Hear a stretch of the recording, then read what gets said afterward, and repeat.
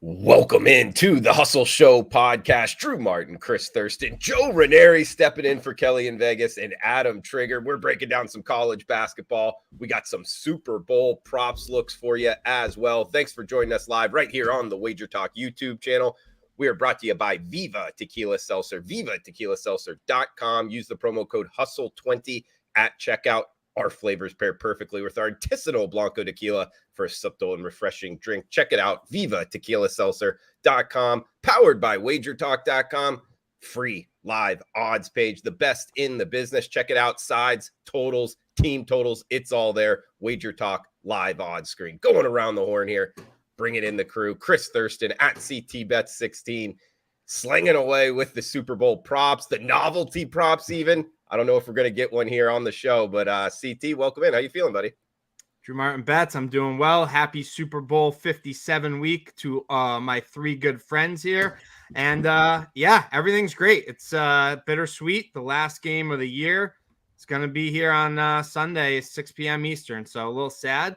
But Drew, and I've done a few shows with you and Joe the last couple weeks here. College basketball has been pretty good to CT finally. So been on a pretty good run here. And I got one for a big game breakdown, too, that I like tonight. Looking to keep my streak going, Drew. 8-0 in my last 8.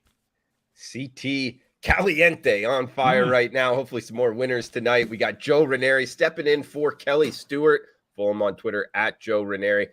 Man of many talents, sports betting being one of them. The mayor of Miami, according to Leg Show Magazine. Thanks for joining us in the chat box.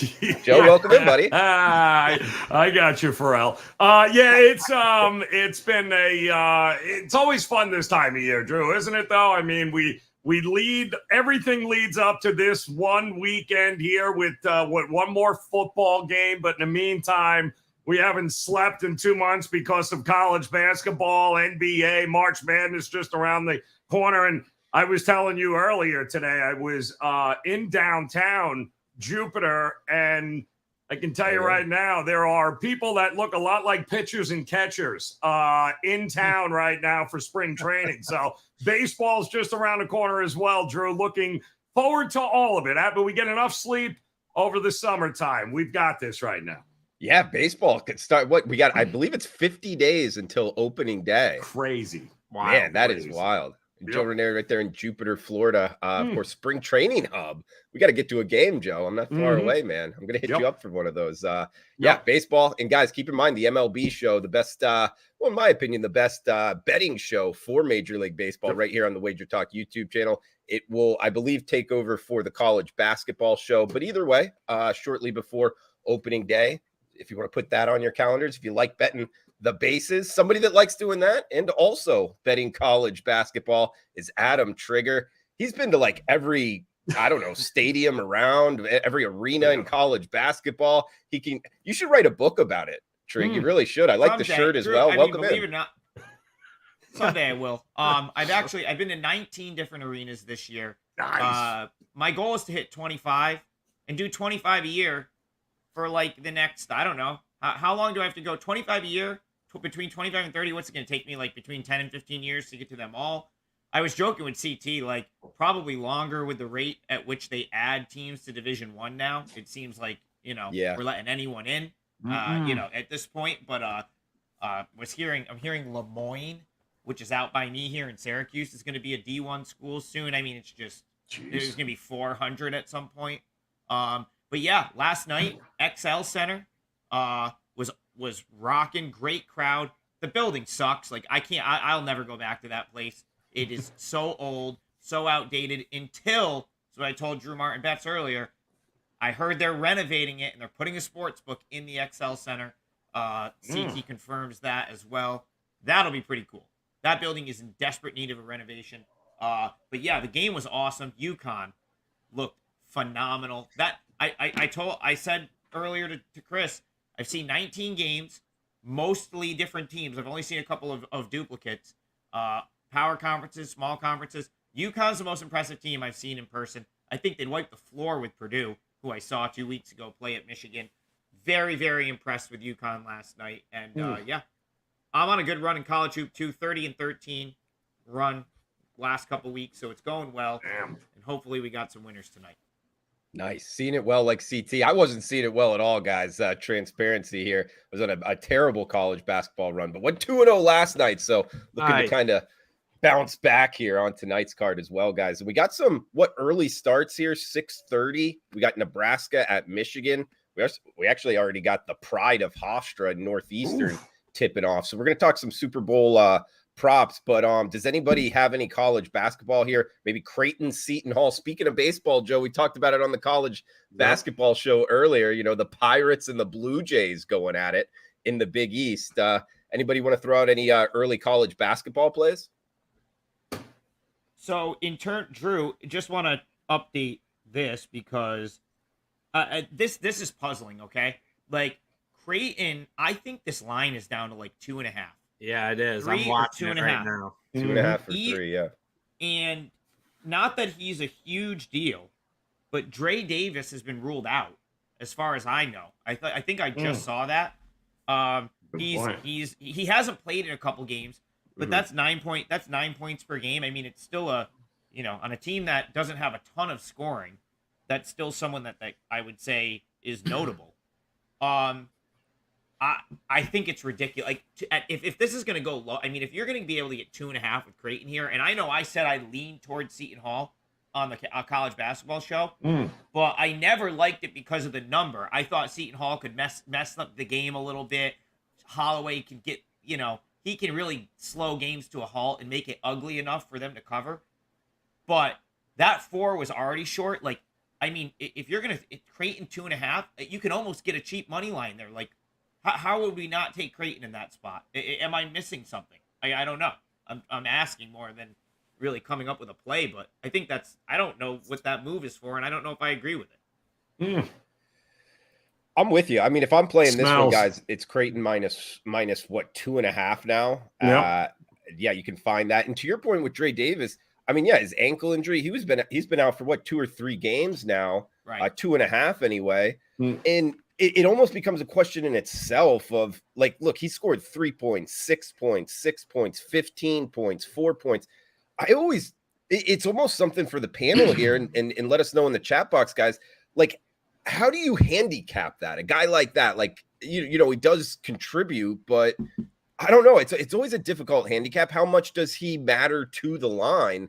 And I'm kind of like with you. I don't think it matters all that much. It's not like he's, ball handling it the whole time, Trig.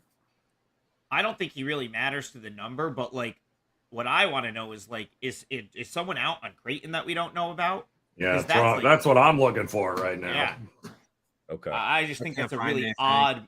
That's a really odd move. And I was just on Spaces with Brian Power and a couple others, and they made really good cases of why this is a really good matchup on paper for Creighton that I couldn't really argue with. And then sort of see that move in that manner, like, unless like we just get a bombshell and Creighton's got someone out, I would have to lean toward Creighton at that number. Like, that's just kind of crazy. And I'll throw another one back to you guys. Is it getting too, like, is this Utah State money getting too crazy? Like, how are we not taking San Diego State +3? That is +3 and +3.5 some places. And San Diego State, in my opinion, is a better team. I mean, I get that Utah State's going to be an incredible environment tonight, and these home teams have been winning. But man, that number's awfully tempting too. Does anyone have an opinion on that one? I'm on Utah State, and we broke it down earlier on the college basketball show. I just think the elevation, and the last time that they played, Trig, you probably know this, San Diego State shot 55% from 3. They out free throwed them in terms of attempts, 20-10. I don't think that repeats itself. So the elevation with Utah State at home, number 1 3-point shooting team in the nation. I bet a -2. It has moved up to -3, but that's what I like late night, Trig. It's going to live by the 3, die by the 3. And if they're hitting them Utah State, it's going to be an interesting one too. Maybe almost even lean towards the total in that one more than anything else, because maybe it is a nice back and forth affair. I mean, it's only, what is it, 3 now? It's 3. I mean, what's the total in this game? If it's the total anywhere, is 146, Joe. I mean, is Utah scoring 80 and winning this game?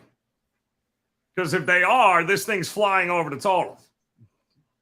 I mean, it was 85-75 a couple weeks ago, January 25th. Yep. So, yeah, Aztecs did shoot it well there.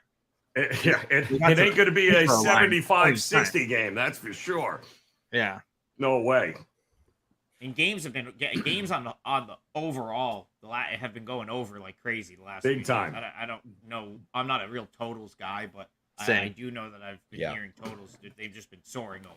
I've been burned by it. I actually looked into it, Trig. I don't know if there's something going on with the officiating or what, but be very careful about betting unders, guys. It's a market that I've looked into and I've been burned by it, lost some money on it. I can't put my finger on it, but I definitely pump the brakes a little bit when I like unders right now in college basketball. It could change, but that's a good point, Trig.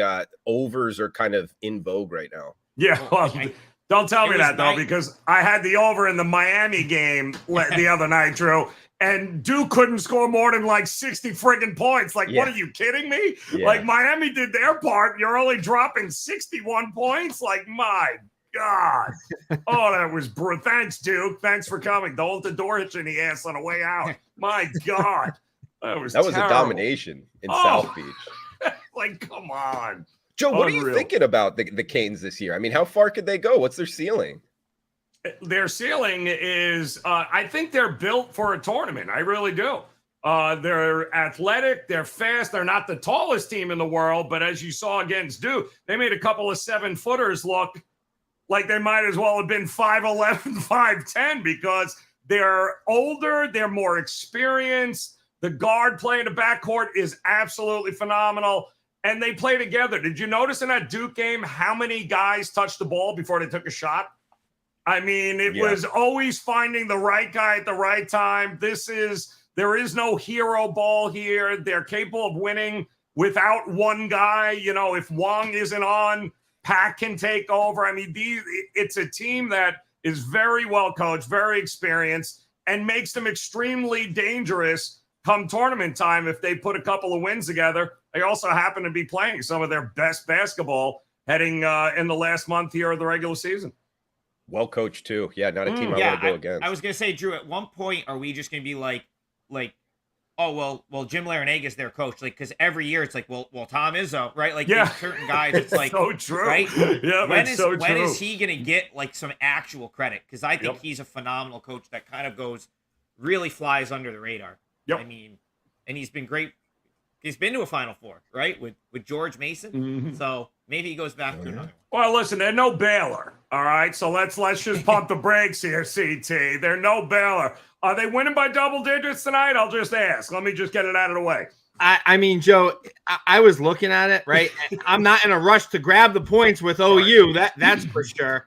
And a key piece I've been talking to, I've been saying this in our group chat, and I've been telling Trig, I mean, I don't think people realize how key of a piece getting JTT back is for Baylor, right? He hadn't played in over a year. He was ahead of schedule on his rehab. I didn't think he was going to play this year at all. He wasn't expected to. And then the doctors let it up to him. Comes out and he plays last Saturday versus Tech at home. The place explodes. He hits the kid could fill it up from deep too. He hits a three. The Farrell Center explodes. He's a key piece, man. They could go on a big time run with him. Extra big, getting some boards, and he's learned to shoot the ball. This line is down to 9, Joe. It looked like Oklahoma took a little bit of money because it opened up at 10. It's down to 9 right now. I'm not in a rush to grab those points, Joe. I didn't bet it. I'm probably going to look in game here. It's either Baylor or nothing for me. And I know I'm biased, but man, they are playing well right now. And Flagler's fingers just got healthy. He's shooting the ball well. Cryer's shooting the ball well. Best backcourt in the nation, man. Can't score Oklahoma, and they got to go to Baylor and expect to keep the.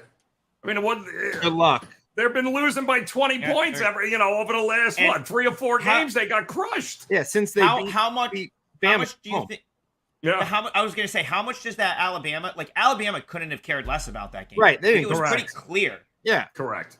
So how much does that overinflate Oklahoma that they've got a 30-point win over Alabama on their sort of like ledger the last couple games? I think that would probably inflate Oklahoma a little bit.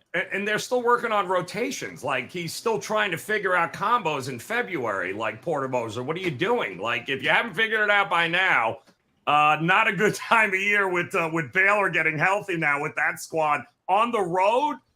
I don't know. Big 12 favorites straight up this year, Drew. I believe 75, 76% they're winning outright. The numbers are even greater for the Big 10. It's bonkers, man. Absolutely bonkers. That the favorites were coming in. I like that. Yeah. And Joe, go ahead. I want to throw this out real quick. Haven't Big 12 home teams just been smashing, like, against the number 2 and stuff? I feel like I don't have last night, Joe. Yep, that's right. Saw it again with K-State last night. Yep, absolutely. Yeah, I leaned TCU there, and TCU took some late money, and man, K-State just absolutely smashes them. Yep, which is also why I'm this close to pulling the trigger on West Virginia. I would only normally bet West Virginia playing at home anyway, but I mean, Iowa State, this team doesn't look anything like what they look like at home and what they look like against Kansas. It's not even close. So Morgantown's a tough place to play, man. I don't see it. Such a small number. To me, it's got to be West Virginia here. That's an interesting game, Joe. Tough place to get to from Ames. Yep. Ames to Morgantown. Not an easy trip. No, that's terrible. Well, I think that's part of it in the Big 12 is like, we get more area to cover. They're longer trips. Yep. So that might have something to do with the home advantage. And to your, I guess a good question for you, CT, TCU hosting Baylor on Saturday. A little look ahead here. They're catching them at a good time, man. I know it might not be on your radar right now, but do you have any early looks at that one? Yeah, I mean, TCU is they're banged up, right? Miles Jr., he's been out. I talked to my TCU contacts yesterday, and actually Gerald Trigg, and he said that they were saving Miles Jr., that he could have gone last night, but they're gonna save him for Saturday. I was kind of like, I don't know. If he could have went last night, why don't you give him a few minutes before playing Baylor? So that was a little suspect to me, Joe. Yeah. TCU's banged up. Lampkin, you could tell he's still not healthy. He didn't start last night, but got some minutes. They looked out of sorts there. And, right, you say revenge game, but, I mean, every game's a revenge game because you play twice, right? And the first one team's got to win first, right? Yep. Baylor lost I believe it was at the buzzer to TCU 3-4 weeks ago. I think Baylor's the all-around better team and playing better basketball. Yeah, right now I don't want to get in front of that Bears team, Drew. I think they're peaking just at the right time right now, a month before the conference championship. So I lean Baylor on Saturday, even though it's in TCU. I love the take too. You brought up JTT because I was looking at the rotation. How much would he actually matter? Because they got Thamba down there already. He's a pretty good player. Yeah. But it's interesting. You think he makes that big of a difference? He matters to them because he's depth up front, and Baylor is really like guard reliant. So like you can get a guy that's I think he matters quite a bit for them, like especially long term. You get the boards, kick it out to that backcourt. When's the best time to take a three, Joe? Off an offensive rebound, and man, between Flo and JTT, they could grab those boards. Yep. Drew, I did have a small big game breakdown in the Big East, and it's an ugly one here. Oh, don't tell me. The best kind. No. The Paul versus Villanova. Okay. And this is a really, really ugly one. I literally want to pull the trigger on myself because I'm betting Nova tonight. I bet Nova -9 here, right? And I know it's been I've been fading this team all year, right? And it's been very, very ugly. The talent is there. They just can't put it together. The last 3 games, they really have played so much better. I mean, last week on this show, I had Marquette as my best bet. And man, I'm an honest guy. Marquette didn't really deserve to cover that game. Villanova was wire to wire cover there, and they just let things fall apart. It's wild how they do it. But last Saturday they lost to Creighton at Creighton by 5. They were in that game. Then the Marquette game, and then before that, I was on Providence as well. But they led that whole game and then let Providence take over here. The talent, like I said, you got the senior guard Daniels. He leads Nova in scoring. The senior forward Dixon. I mean, the leadership is there. The experience is there. The freshman forward, I know Trig's huge on Cam Whitmore. He's been awesome. You got Slater. And then you just get Justin Moore back. He's just getting back to going here. He's only been back, I think, 3 games here. And DePaul, they smashed them earlier in the year here, and now everybody is on DePaul, and the line is freaking 9. I'm on Nova tonight. I think they finally figure it out at home. I know they haven't been covering, they haven't been winning, but the talent's there, and the talent is not there for DePaul. So that's my small big game breakdown on this one tonight, Drew. I'm on the Wildcats. I got a quick take here on this game that I want to just piggyback. First, I think Nova lost to DePaul earlier this year. They did. They got smashed. They got smashed. Yeah, so that's got good. Smashed. In support of what Chris is saying, because I agree with him here, I just want to add one thing. Moore has gotten better each game he's been back. That's 1. 2, is it possible, like Villanova? Can we just accept the fact that they're not they're not number Jay 1 Wright's Villanova? And listen, the 3 losses. Providence, Marquette, Creighton, those are just better teams. They're just better than Villanova, and that's okay, right? It doesn't mean Villanova is not more than capable of going out and running a team like DePaul out of the gym. It's just they're not really on the level of the Providences, Providence, UConn, Marquette, Xavier, Creighton right now. They're probably a cut below where it's like maybe they can step up and play with them on a given day, but they're just not there. So I agree with Chris. I think it makes for a good spot now that they're going to step down and play what's just really not a very good DePaul team. It's a crazy buy low spot. Buy low spot on Villanova. This shouldn't even be close to this should be double digits, if not more, at home in a revenge spot. And this is the first real game where everybody's been healthy. Everyone's had some time to put it together, and they're going to get boat raced. Yep.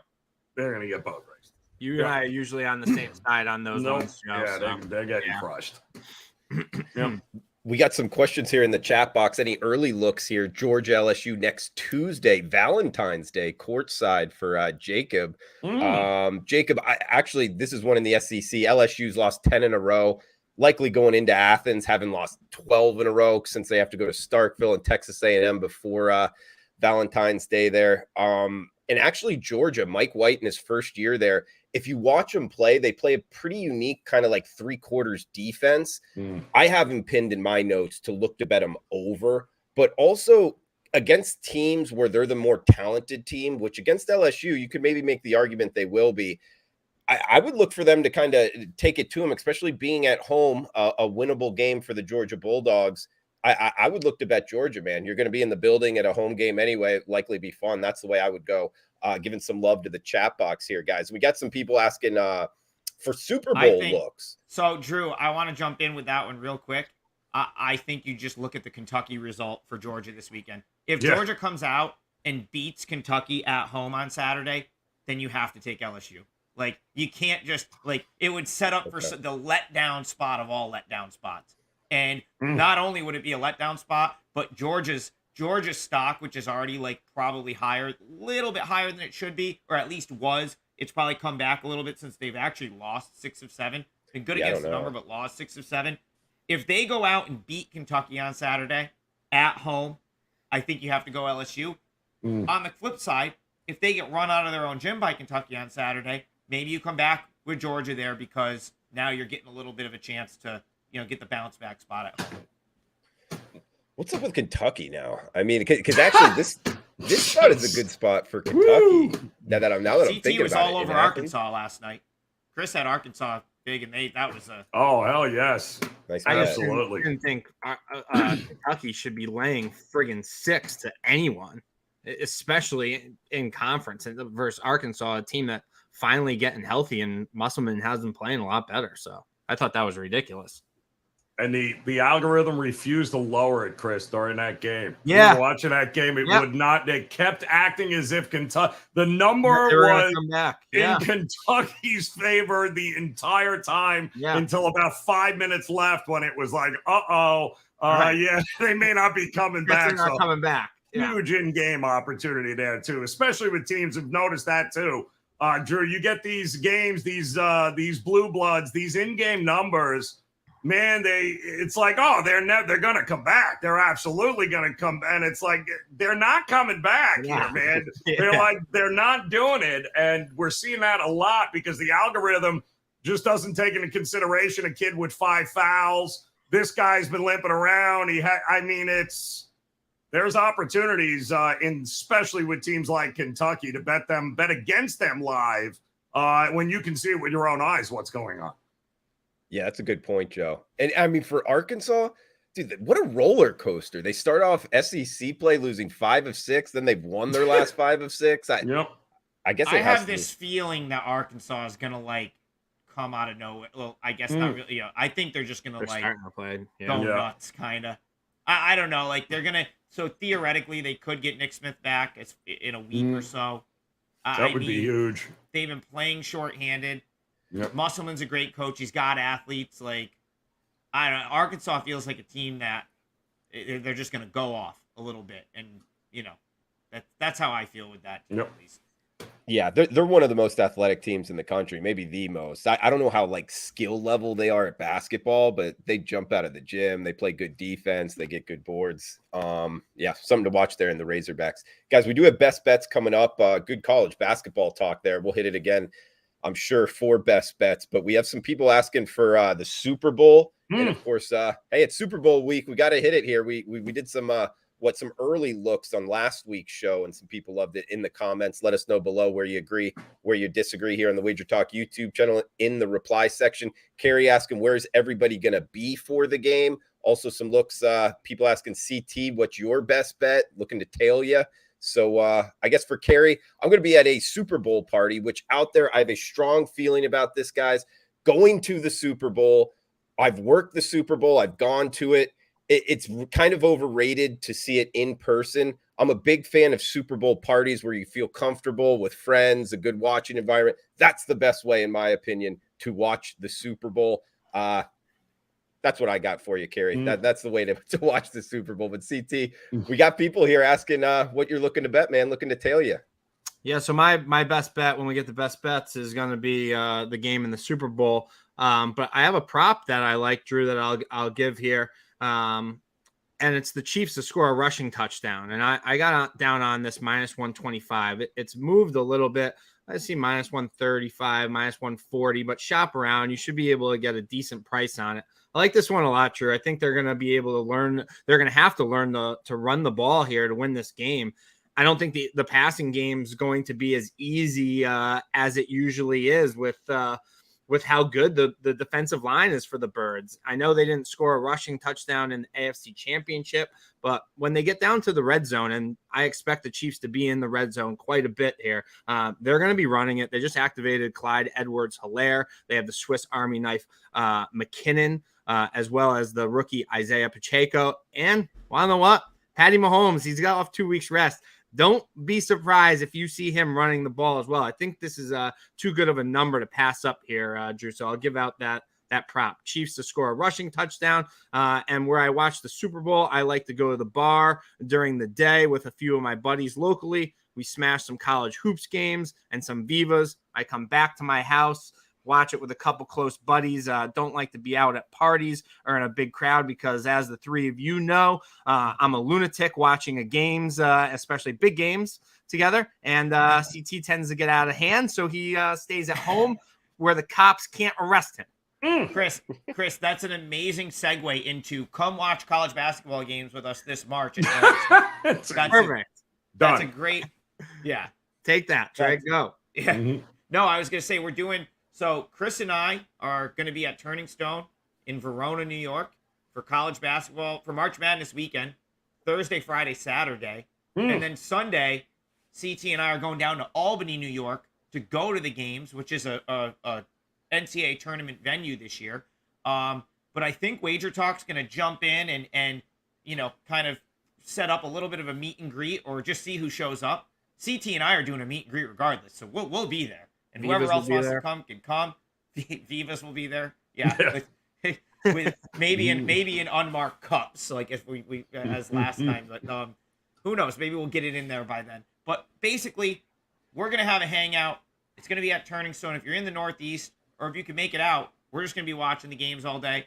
Hopefully, Chris doesn't light the sportsbook on fire or something, because we need to last there for 3 days of college basketball. Hopefully, it's nothing like Vegas. But yeah. So that's what we're going to be doing.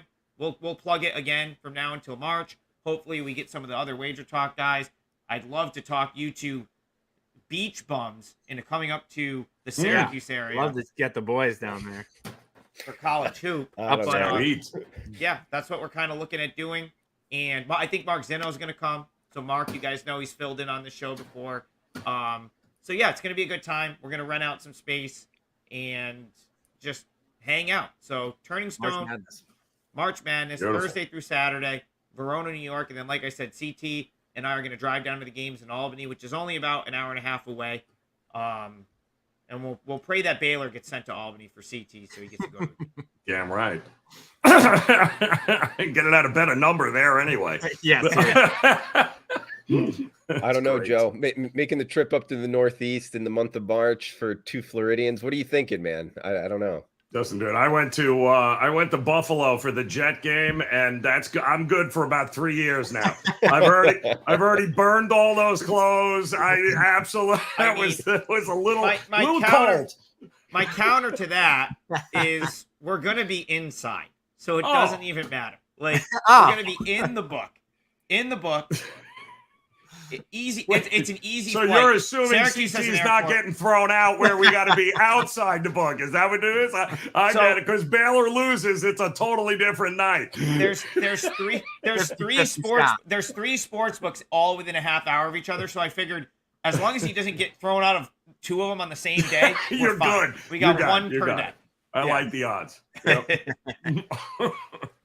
Anybody else want to throw out anything Super Bowl wise before we get to best bets? Yeah, Joe, you had a good prop that you gave out on my radio show last night. So I've got a couple angles, and I think they're all correlated, which goes without saying with prop betting in this Super Bowl. Unfortunately, I think we all know dudes who already have 60 bets like in this game, and they're betting like 30 a day. Oh, I found another prop. Like, dude, you gotta settle down, dude. You can't, and now you're betting against your other props. Like, stop it. I do think a couple of things. I bet the under in punts, and I bet a 2-point conversion to be successful. And it has not. I think 5 of the last 6 or 6 of the last 7, we haven't had a 2-point conversion.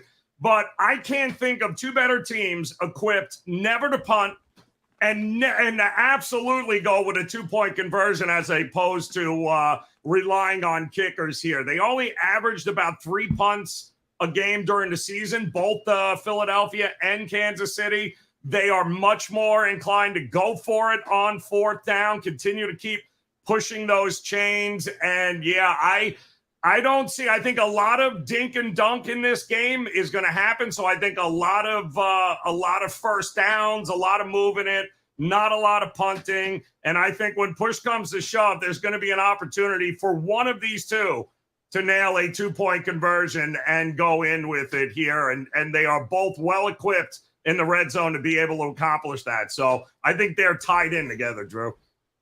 Okay.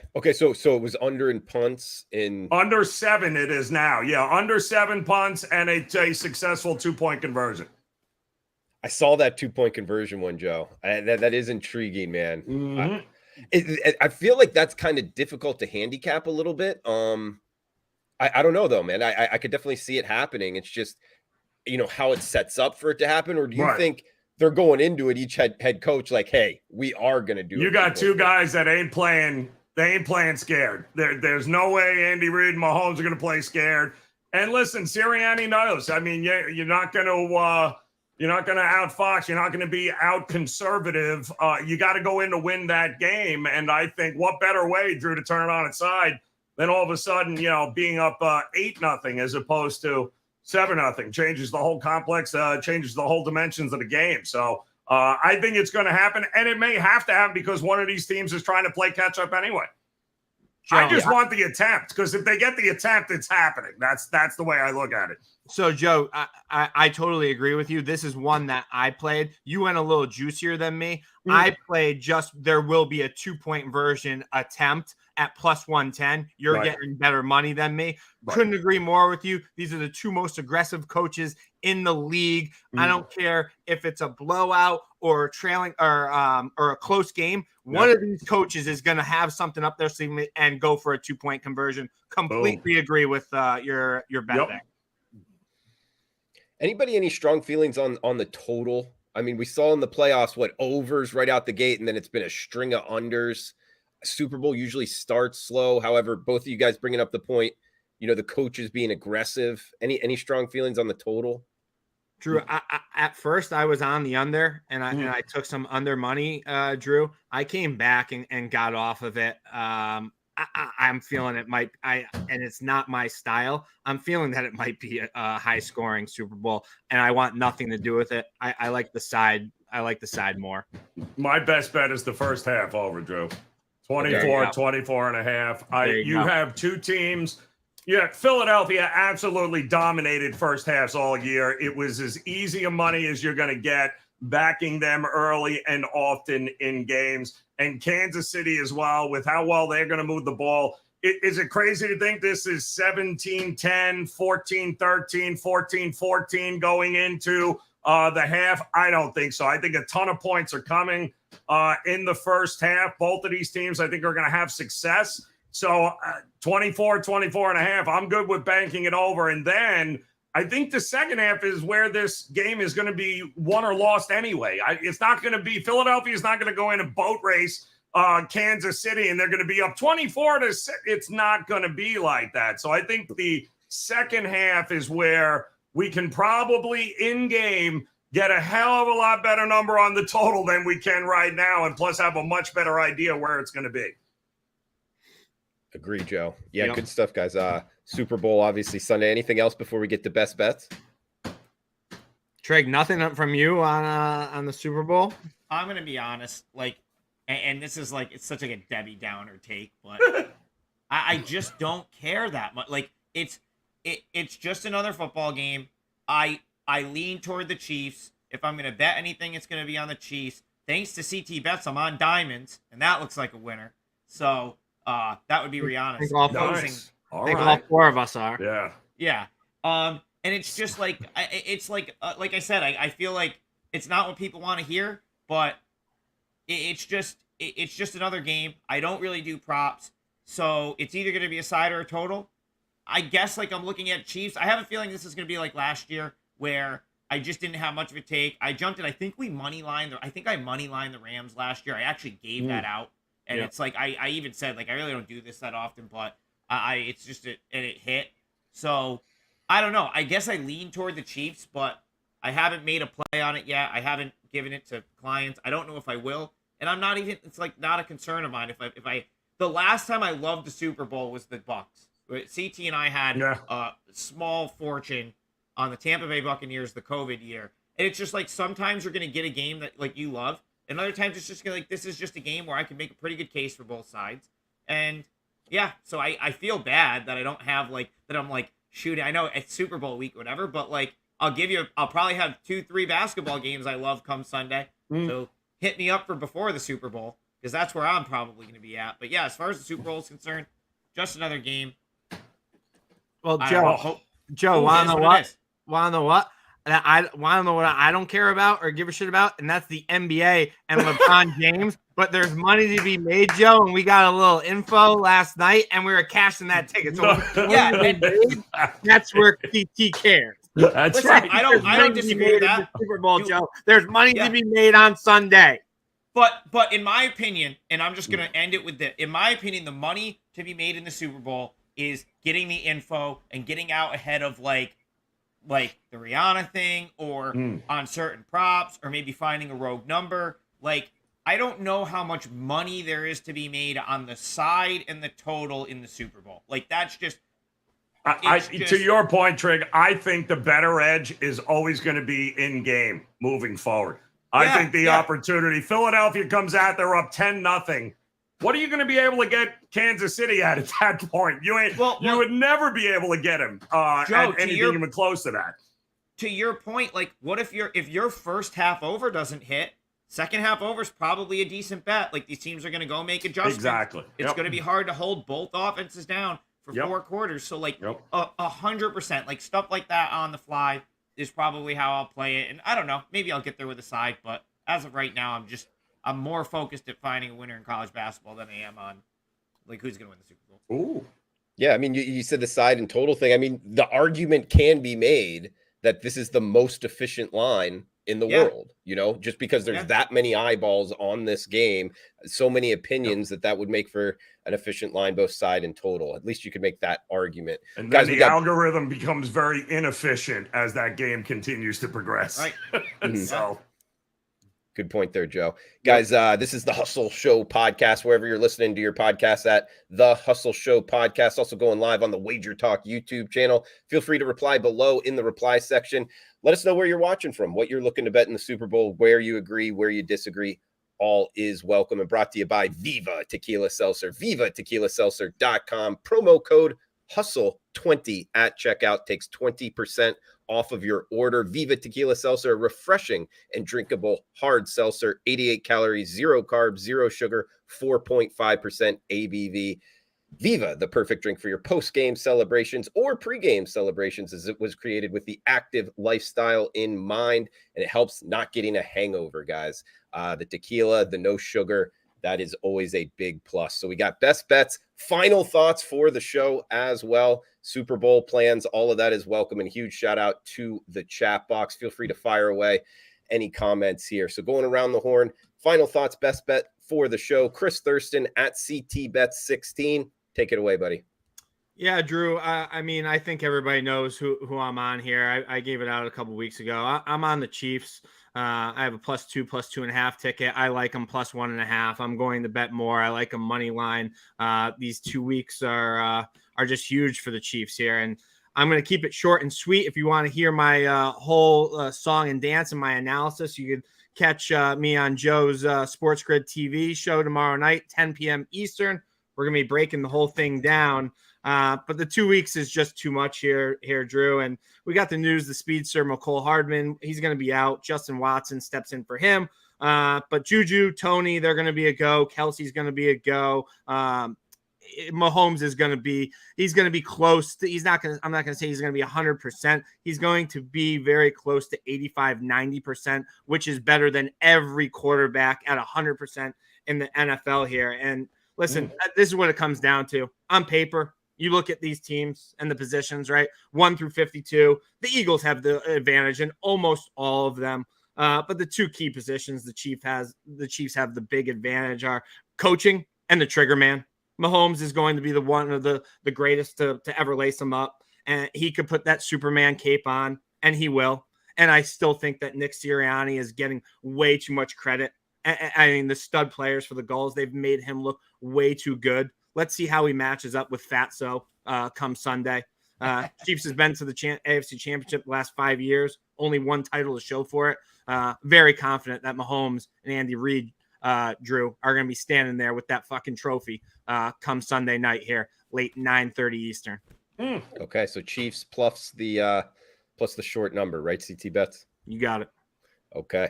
Good stuff from CTBets16 on Twitter.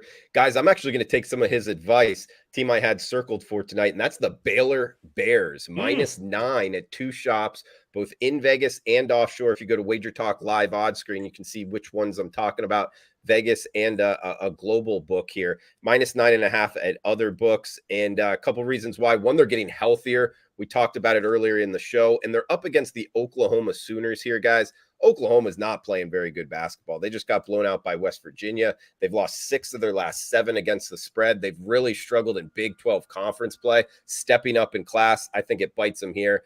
Baylor is the bet for me, and my best bet minus the 9.5, widely available. We got Joe Raineri. Check him out all over the Wager Talk YouTube channel, at Joe Raineri on Twitter. Joe, anything else? Kind of final thoughts for the show, and do you have a best bet? Yeah, Trig and I, we were all on the college show earlier today. One of my bets was in total agreement with his best bet there for Q's, and Florida State is just an absolute shell of what it once was as a program. Maybe they're back to being, for a little while they were a basketball school. I guess maybe now they're back to being a football school. Not great, but I think Q's is great there. But I'm gonna fade. I believe Texas Tech has got a couple of injuries and some question marks there with a couple of their guys.